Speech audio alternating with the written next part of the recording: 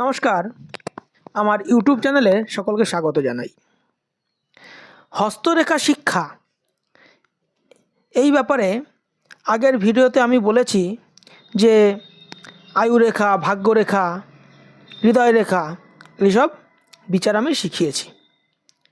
আজকে আমরা শিখব যে এই শনির ক্ষেত্র কোনটি? এটি হলো শনির ক্ষেত্র এবং এটি হলো শনির আঙুল। আমরা কিভাবে বিচার করব এবং কোন দিকগুলো দেখব। দেখুন, শনি হলো কর্মফলদাতা। যেরকম আপনি কর্ম করবেন সেরকম ফল পাবেন। শনি গ্রহকে সবাই একটু ভয় পেয়ে চলে, কিন্তু আপনি যদি সঠিকভাবে সঠিক পথে চলেন, শনিদেব কিন্তু আপনাকে জীবনের কোনো না কোনো সময় কিন্তু সাহায্য অবশ্যই করবে। তিনি সাহায্য অবশ্যই করবে এবং অর্থ প্রদানও করবে।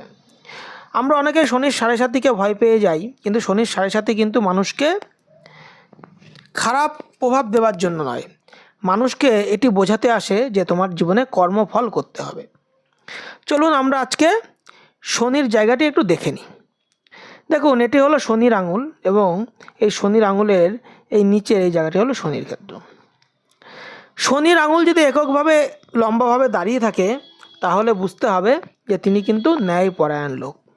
যদি শনির আঙুল একটু এইভাবে বাঁকা থাকে, সেই ক্ষেত্রে জীবনে কিন্তু অর্থের জন্য কিন্তু অসৎ পথ অবলম্বনও কিন্তু মাঝে মধ্যে করে ফেলে।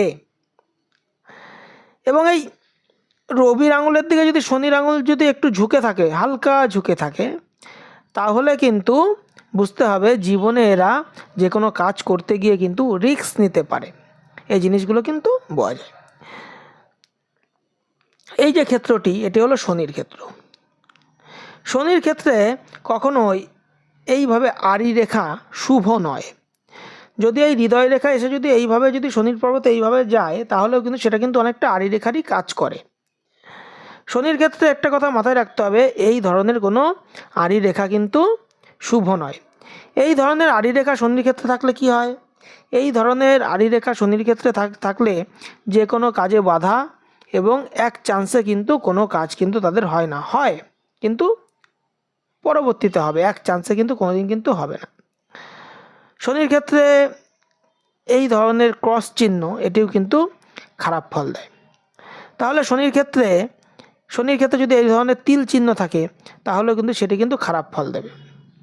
বিভিন্ন রকম ঝামেলা, মামলা মোকদ্দমা, এইসব শারীরিক সমস্যা, অ্যাক্সিডেন্ট, দুর্ঘটনা, এইসবে কিন্তু লোন, ঋণ, ম্যাক্সিমামই আপনার লোন, ঋণ, বিভিন্ন রকম ঝামেলা এইগুলো কিন্তু করায়। অ্যাক্সিডেন্ট খুব বেশি প্রভাব কিছু দেয় না তিলের ক্ষেত্রে, বিশেষ করে শনির ক্ষেত্রে, সেটি মঙ্গলের ক্ষেত্রে দেখতে হয়। দেখুন, শনির ক্ষেত্রে যদি এইভাবে ধরুন লম্ব রেখা থাকে, সেটি কিন্তু খুব শুভ ফল দেয়। শনির ক্ষেত্রে আপনার চতুর্ভুজ চিহ্ন থাক, শনির ক্ষেত্রে ত্রিভুজ চিহ্ন থাকে, এইসব জিনিসগুলো কিন্তু খুব ভালো ফল দেয়। অনেক মানুষের শনির ক্ষেত্রে দেখবেন এই ধরনের ত্রিভুজ চিহ্ন থাকে, তাদের কিন্তু আদি ভৌতিক জগতের প্রতি বা জ্যোতিষশাস্ত্র বা তন্ত্রশাস্ত্রের প্রতি কিন্তু আগ্রহ কিন্তু দেখা যায়। কোনো জাতকের এই ভাগ্যরেখা যদি সরাসরি শনির পর্বতে প্রবেশ করে, তাদের কিন্তু সরকারি চাকরির যোগ কিন্তু প্রচুর পরিমাণে বেড়ে যায়। মানে সরকারি চাকরি হবার যোগ কিন্তু তাদের বহু অংশে থাকে, যদি তার সঙ্গে সঙ্গে একটু রবির ক্ষেত্রটা একটু ভালো থাকে।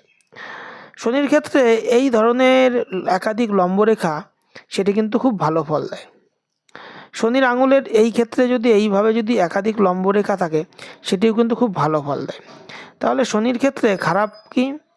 এই ধরনের আড়ি রেখা বা অনেকের দেখতে পাওয়া যায় এইভাবে একটি রেখা উঠে গিয়ে এইভাবে রম্বস চিহ্ন গঠন করেছে। এইভাবে একটি রেখা উঠে গেছে, এখানে এরকম একটা আড়ি রেখা আছে, এখান থেকে এইভাবে রম্বস চিহ্ন গঠন করে।